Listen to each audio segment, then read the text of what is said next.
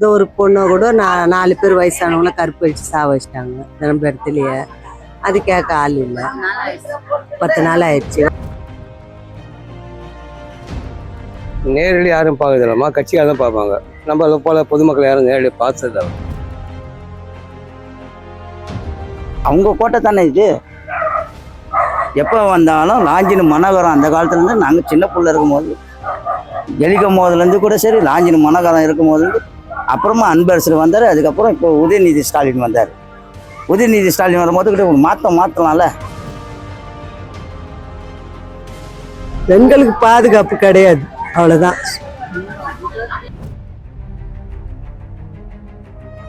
MLA கிட்ட கோரிக்கை வைக்கிறோம்னா ஒன்றும் இல்லை, இதுக்கு பட்டா கொடுக்க முடியும்தான் இருந்தா கொடுங்க, அதுக்கு என்ன வரி கட்டணுமோ நாங்கள் கட்டிடுறோம். மாட்டுத்தொலை வந்துட்டு எம்ஜிஆர் என்ன பண்ணார், பட்டா போட்டு குதிரை போயிட்டார். அது எம்ஜிஆர் வாசு பட்டா பண்ணி மாட்டு கோட்டா போயிட்டார். இருக்கிற சாணி எல்லாமே உள்ளே வந்து ஊயுது. அப்போ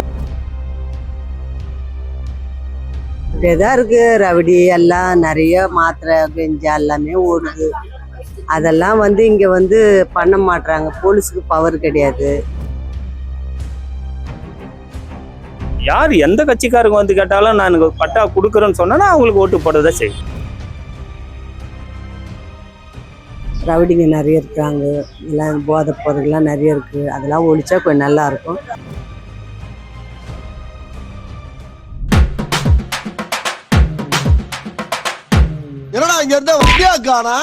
உங்க தொகுதி எம்எல்ஏ நேர்ல உங்களெல்லாம் பாக்குறாரா? நல்லா பாக்குறாருமா.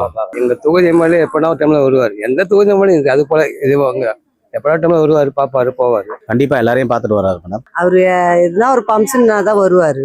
இங்க எதனா டாக்குன்னு கொடுக்கணும் அதுனா தான் வருவாரு. பார்த்துருக்கோம்மா. உதயநிதி ஸ்டாலின் பார்த்துலாம் பேசிக்கணும். அவரை நேர்ல பார்த்து உங்களோட குறையெல்லாம் சொல்ல முடியுதா? நேரடி யாரும் பார்க்கறதில்லம்மா, கட்சியாக தான் பார்ப்பாங்க. நம்ம போல பொதுமக்கள் யாரும் நேரடி பார்த்தது அவர் கேட்கறதே கிடையாது. நம்மள 1000 கோரிக்கை எழுதாங்க, எந்த கோரிக்கையும் கேட்கறது இல்லை. கண்டிப்பா சொல்றோம். பேச விட மாட்டாங்களா, நாங்க சொல்லிக்கிறோம் அப்படின்றாங்க கட்சிக்காரங்க. நிறைய பார்த்தா சொல்றேன், எங்க குறைகளாம் தீக்கி என்ன பண்றாரு ஊருக்கு எல்லாமே தராரு. நான் சொல்லிக்கிறோமா, குறைய சொன்னோம். வந்தாரு, ஃபர்ஸ்ட் நிற்கக்குள்ள குறை சொன்னேன். இந்த மாதிரி மீட்ரு பாக்ஸ் எல்லாம் இல்லைங்க, ரொம்ப வீட்டில் கரண்ட் இல்லைங்க, இன்னும் உடனே நான் செய்கிறேன் பாருன்னு சொன்னாங்க. அதே மாதிரி கெளிச்சாங்க. கெளிச்ச உடனே கரெக்டாக செஞ்சாங்க. எல்லாம் மழை காலத்துக்கு எல்லாமே நல்லா பண்ணிக்கிறாரு. நல்லா பண்ணிக்கிறாரு. ஒன்றும் குறை. மழை காலத்துல சாப்பாடு, பால், ரொட்டி, பிரெட்டு எல்லாம் கொடுத்துருக்காரு. எல்லாமே கொடுத்துக்கிறாரு. நல்லா பண்ணிக்கிறாரு. எந்த பொங்கலுக்கு, தீபாவளிக்கு மிக்சி, புடவை, வேஷ்டி, பொண்ணாள் எல்லாமே கொடுக்குறாரு. இப்போ உங்க தொகுதியில தண்ணி வசதி, ரோடு வசதி, இந்த மாதிரி கரண்ட் வசதி இதெல்லாம் எப்படி இருக்கு? வீடு வசதி எல்லாம் எப்படி இருக்கு? வீடு வசதியாக தான் இருக்கு. ஒன்றும் பிரச்சனை இல்லை. கரண்ட்டுக்கும் எந்த பிரச்சனை இல்லை. உடனே கரண்ட் போனா கூட உடனே ஒரு கால் ஹவர்லயே கரண்ட் போகுது. ஃபோன் பண்ண உடனே அந்த நேரத்துலயே அட்டன் பண்ணி செய்யறாங்க. எந்த பிரச்சனையும் இல்லை, சிறப்பா நடந்துருக்கு. தண்ணி வசதி கிளியரா அவங்களுக்கு ஆட்டோமேட்டிக்கா ரெகுலர் தண்ணியில எந்த குறைகளும் எந்த ப்ராப்ளம் இல்லை, நார்மலா போயிடுது. இப்போ இருக்குது ட்ரெயினுக்கு எந்த குறைபாடு இல்லை. ட்ரெயின் வசதி இருக்குது, குடிநீர் வசதி இருக்குது, எல்லா வசதியும் இருக்குது. அதில் ஒன்றும் குறை கிடையாது. நான் சொல்ல வேண்டிய இல்லை. கரண்ட் போனால் உடனே வந்துடுது, அதெல்லாம் பிரச்சனை கிடையாது. வீடு இப்போ எங்களுக்கு எடுக்கிறேன் நிற்கிறாங்க. போட்டெல்லாம் பிடிச்சிட்டாங்க. எடப்பாடி ஆட்சியிலையும் பிடிச்சிட்டாங்க, திமுக ஆட்சியிலையும் பிடிச்சிட்டாங்க வீடு. ஆனால் இப்போ எலெக்ஷனுக்கோசம் வெயிட்டிங்கில் இருக்கு. எங்களுக்கு பெரும்பாக்கம் செம்மஞ்சேரிலாம் கொடுத்தா நாங்கள் செட் ஆகாது. விற்றுட்டு தான் வர முடியும். விற்றுட்டு ரோட்டில் தான் படுக்கணும். அப்போ அது சிஎம்க்கு தான் அசிங்கம். எங்களுக்கு பக்கத்துலேயே ஒன்று இங்கேயே கட்டி கொடுக்கலாம், இல்லையா எங்களுக்கு மயிலாப்பூர், பட்டினப்பாக்கம் வீடு கொடுத்தா, இல்லை இந்த சென்ட்ரல் சைடு கொடுத்தா கூட நாங்கள் போவோம். எங்களை அங்கெல்லாம் போட்டால் எங்களால் வாழ்வாதாரம் பாதிக்கும். நாங்கள் மீன் பிடிச்சிட்டு உட்காருவோம், விற்போம். மிச்சம் இருந்தால் கடையை வியாபாரம் பண்ணுவோம். எங்களால் பொழைக்க வருமானம் கிடையாது. நாங்கள் இங்கோ எங்கள் பசங்களாம் கிடையாது. அப்படி இருக்கு சொல்ல இவங்க தான் முதலமைச்சர் தான் செய்யணும். வீடுதான் அவங்களுக்கு தரேன்னு சொல்லி 5 வருஷம் ஆச்சாங்க. மிச்சம் எல்லாம் தண்ணி வசதி எல்லாம் வந்துருக்கு. நார்மலாக எப்படி நார்மலாக வந்துருக்குது. வீடு தரேன்னு சொல்லி இன்னும் கூட இருக்கிறாங்க. ஏடிஎம் ஆட்சியிலேருந்து சொல்லுங்கிறாங்க. டிஎம் ஆட்சியில போட்டு அப்பிச்சாங்க. இன்னும் இதுக்கும் கொடுக்கல. 5 வருஷம் ஆயிடுச்சு அவங்களுக்கு. எத்தனை வருஷமா அதுக்காக போராடிட்டு இருக்கீங்க? நாங்கள் ஒரு 10 வருஷமா போராடிட்டு இருக்கிறோம். ஏடிஎம் எடப்பாடி ஆட்சியிலேருந்து இப்போ முக ஸ்டாலின் ஆட்சியிலேருந்து இப்போ இல்லை மேடம். இப்போ இருக்கிற இடம் எல்லாமே கொடுத்துன்னுக்குறாங்க ஹவுசிங் போர்டு. எங்களுக்கு நாங்கள் 22 வருஷமா போராடி நிற்கிறோம். எங்களுக்கு ஹவுசிங் போர்டு கொடுன்ட்டு, இந்த வீடு கொடுன்ட்டு நாங்கள் காவாமட்டில் கொசல் ஏற்றினோம். இப்போ இருக்கிற என்ன பண்ணுறாரு, இந்த பக்கம் இருக்கிறது எல்லாத்தையும் கொடுத்துன்னுக்கிறாரு. இந்த ஜோன் 5 சைடெல்லாம் அதெல்லாம் மாற்றி கொடுத்துன்னுக்கிறாரு. ஹவுசிங் போர்டு இப்போ கொடுத்துன்னுக்கிறாரு. எங்களுக்கு கொடுக்க வேண்டியது தானே அந்த ஹவுசிங் போர்டை.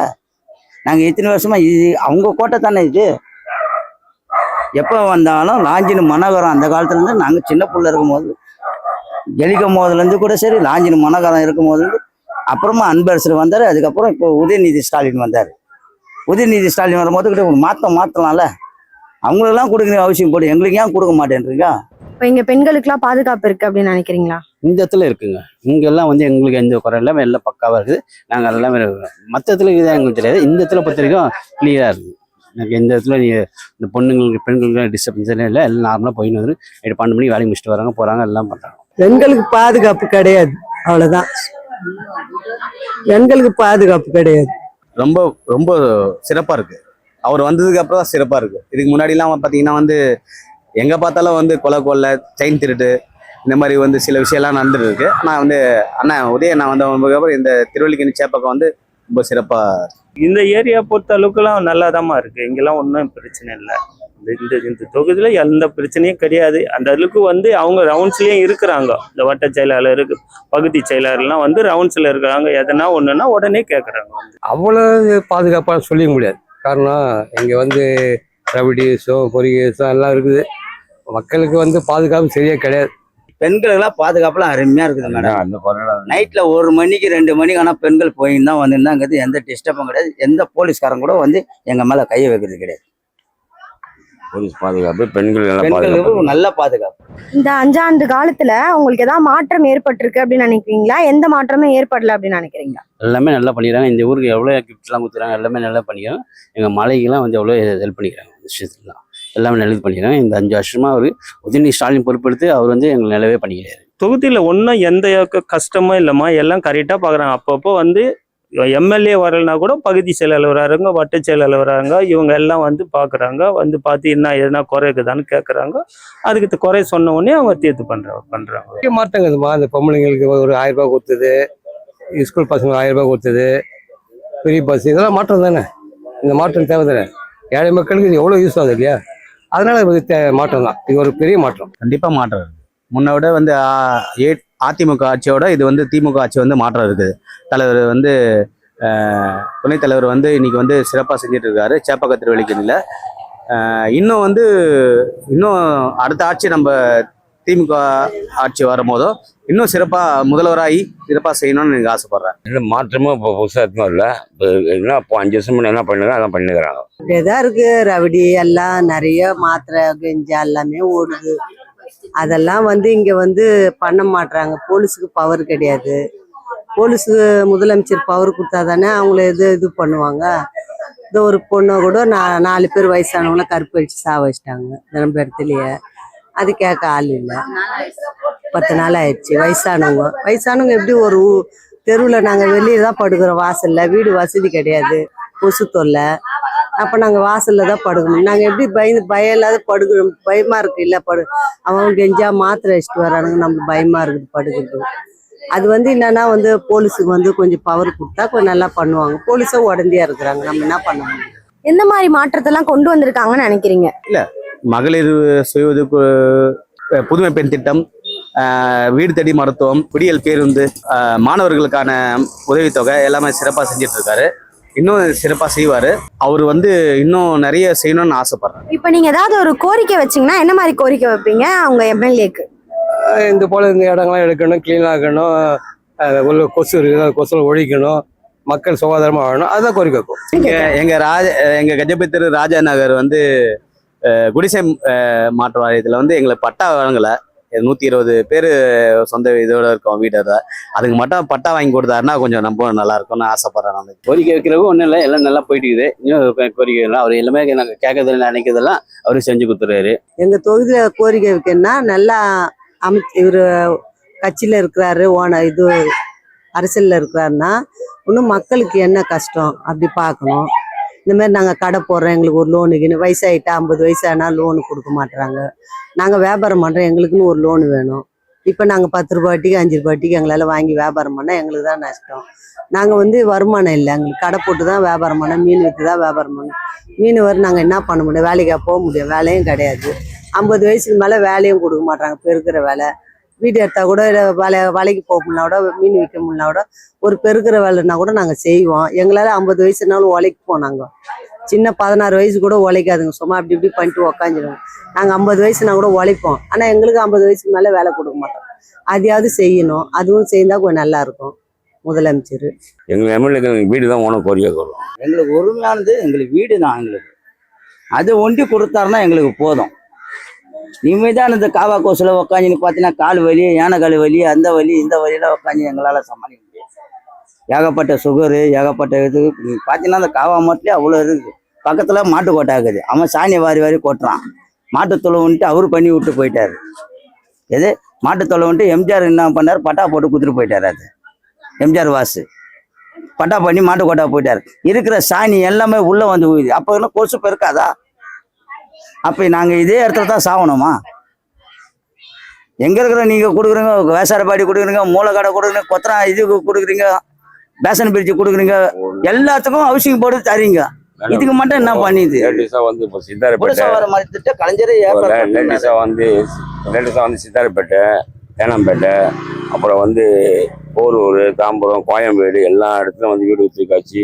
அதெல்லாம் இன்னும் வந்து இந்த இடம் வந்து இன்னும் ஸ்டெப் எடுக்கிறாங்க. திருவள்ளிக்கேணி தொகுதியில் இவர் வந்து எம்எல்ஏ வந்து பந்திரியா வந்து இப்போ துணை சிஎம்மாக இருக்கிறாரு. இந்த ஸ்டெப் எடுக்கல. எங்களுக்கு இந்த ஆட்சிக்கு கண்டிப்பாக எடுத்து கொடுக்கணும்னு வேற ஒன்றும் கிடையாது. எம்எல்ஏ கிட்ட கோரிக்கை வைக்கிறோம்னா ஒன்றும் இல்லை, இதுக்கு பட்டா கொடுக்க முடியும்தா இருந்தா கொடுங்க, அதுக்கு என்ன வரி கட்டணுமோ நாங்கள் கட்டிடுறோம். இந்த நிலத்துக்கு பட்டா வேணும் எங்களுக்கு, வேற ஒன்றும் இல்லை. இது கோயிலாண்ட லேண்டு இடம், நான் எல்லா வரியும் கட்டுறோம், தண்ணி வரி கட்டுறோம், வீட்டு வரி கட்டுறோம், எல்லாம் கட்டியும் எங்களுக்கு வந்து பட்டா இல்லை. அது செஞ்சாருன்னா ரொம்ப சந்தோஷப்படுவோம், வேற ஒண்ணும் இல்லை. இப்போ இந்த எம்எல்ஏ வந்து எனக்கு இது செஞ்சு கொடுத்தா கண்டிப்பா அவருக்கு இதனாலேயே அவர் கோட்டு போடுவான்ப்பா அப்படின்னு சொன்னீங்கன்னா அவர் என்ன செஞ்சு கொடுத்தா நீங்க அவர் கோட்டு போடுவீங்க? நான் எம்எல்ஏக்கெல்லாம் எதிர்பார்க்கல, கட்சி தான் எதிர்பார்க்குறேன். திமுக அந்த கட்சிக்காரன் தான் நான். திமுக கட்சிக்காரன் திமுக நல்லது செய்யணும் ஆசைப்படுவது வேற, இந்த எம்எல்ஏ வந்து தான் செய்யணும்னு அவசியம் கிடையாது. என்ன பிளான் இந்த ஊருக்கு போடுறோம், அந்த பிளான் நல்ல பிளான் தான் நாங்கள் எதிர்ப்போம், ஆதரிப்போம். இல்லைன்னா இது கொஞ்சம் கஷ்டம் தான். எங்களுக்கு எதனா ஒரு கடை கிட மாதிரி நாங்கள் லைசன்ஸ்லாம் இருக்குது கடைக்கு. எங்களுக்கு ஒரு கடை மாதிரி கொடுத்தா நாங்கள் எங்கள் புதுசையில் நாங்கள் வாழுவோம். நாங்கள் அதை நம்பி தான் இருக்கிறோம், எங்களுக்கு வருமானம் எதுவும் கிடையாது. யார் எந்த கட்சிக்காரங்க வந்து கேட்டாலும் நான் பட்டா கொடுக்குறேன்னு சொன்னா அவங்களுக்கு ஓட்டு போடுறதா செய்யும். இப்போ இதே எம்எல்ஏ உங்க தொகுதியில் நின்னா வாக்களிப்பீங்களா? கண்டிப்பாங்க, நாங்கள் வின் பண்ணி வைப்போம். அவரை மீண்டும் மீண்டும் அவர் தான் வரணும், அவர் தான் வின் பண்ணி வைப்போம் இந்த தொகுதியெல்லாம். கண்டிப்பா அவர் தான் வரணும். அவர் தான் எங்க சேப்ப கட்சியில திருவள்ளிக்கேணி செல்லப்பிள்ளை. அவர் தான். நான் எம்எல்ஏ பார்க்க மாட்டோமா, கட்சி தான் பார்ப்பேன். யார் உதவி நிற்கிறாரா, யாருன்னா கட்சி யாருன்னு கேட்டோம் அவங்க ஓட்டு போடுவோம். அவ்வளோதான் எங்களுடைய கோரிக்கை. நல்லா சேர்ந்தா வாக்களிக்க வேண்டியதுதான். பெண்களுக்கு பாதுகாப்பு இருக்கணும். அதேமாரி வந்து ரவுடிங்க நிறைய இருக்கிறாங்க, இதெல்லாம் போதைப் பொருள்லாம் நிறைய இருக்குது, அதெல்லாம் ஒழிச்சா கொஞ்சம் நல்லா இருக்கும். நாங்கள் ஓட்டு அவருக்கு போடுவோம்.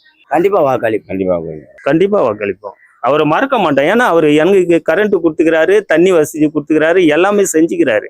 இவரும் எம்எல்ஏவும் செஞ்சுக்கிறாரு, எம்பியும் செஞ்சுக்கிறாரு. தயாநிதி மாறன் எம்பியும் செஞ்சுக்கிறாரு. ஃபர்ஸ்ட் அன்பழகன் ஒன்று இருந்தார், அவரும் எது கேட்டதெல்லாம் செய்வார். இப்போ உதயநிதி, இது இந்த தொகுதி உதயநிதி, அவர்கிட்ட எல்லாம் குறைய சொன்னாலே உடனே செய்கிறாரு. எந்த குறையும் இல்லை, இந்த தொகுதியை பொறுத்தளவுக்கு எந்த குறையும் இல்லை.